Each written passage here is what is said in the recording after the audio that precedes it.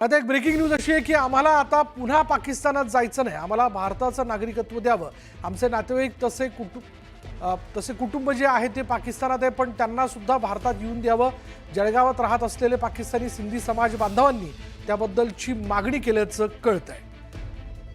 पुन्हा एकदा ही बातमी जाणून घेऊयात। आम्हाला आता पुन्हा पाकिस्तानात जायचं नाही, आम्हाला भारताचं नागरिकत्व द्यावं। आमचे नातेवाईक तसे पाकिस्तानात आहेत, त्यांना सुद्धा भारतात येऊ द्यावं।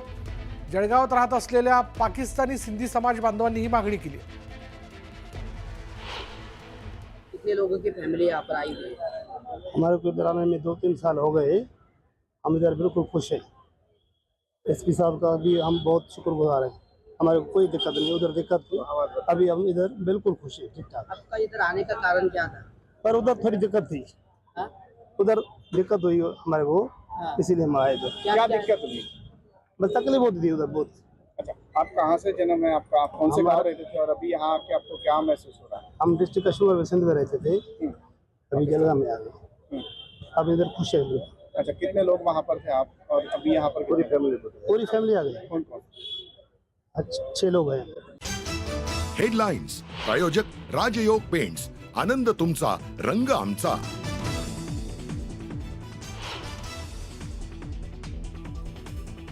मुंबईच्या एल्फिन्स्टन पुलाबाबत सोमवारी मुख्यमंत्र्यांबरोबर बैठक होईपर्यंत पूल तोडला जाणार नाही।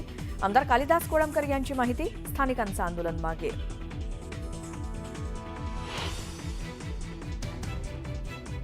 पश्चिम रेल्वेवर आजपासून 35 तासांचा विशेष पॉवर ब्लॉक। गर्डर उभारण्याच्या कामासाठी ब्लॉक घेतला जाणार। 163 लोकल फेऱ्या होणार रद्द।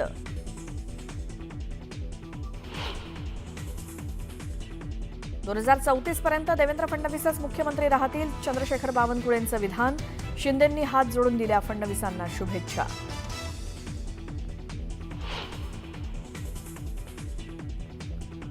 पाकिस्तानला सिंधू नदीचं एक थेंबही पाणी मिळणार नाही, यासाठी 3 योजनांवर काम सुरू। जलशक्ती मंत्री CR पाटलांची नेटवर्क 18ला माहिती। सिंधू करारासंदर्भात अमित शहांच्या उपस्थितीत बैठक।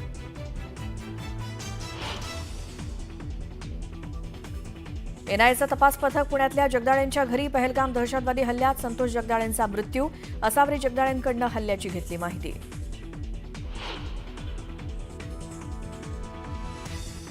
पहलगाम हल्ल्याच्या निषेधार्थ दिल्लीमध्ये काँग्रेसचा कॅन्डल मार्च रोखण्याचा प्रयत्न केल्यामुळे पोलीस आणि कार्यकर्ते आमने-सामने। मुंबई नाशिक महामार्गावर खासगी बसचा भीषण अपघात। 8 वर्षीय मुलीचा मृत्यू तर 10 ते 12 जण जखमी, 3 जणांची प्रकृती गंभीर।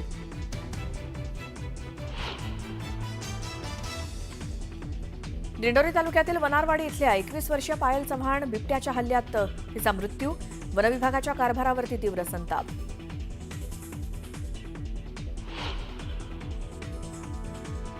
माओवाद्यांकडून सरकारला शांती चर्चेसाठी आवाहन।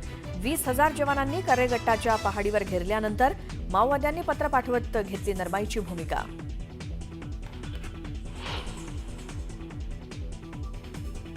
रिलायन्स इंडस्ट्रीजची मोठी झेप। मार्च तिमाहीतील नफ्यात 2.4% वाढ। निव्वळ नफा 19,407 कोटींवर।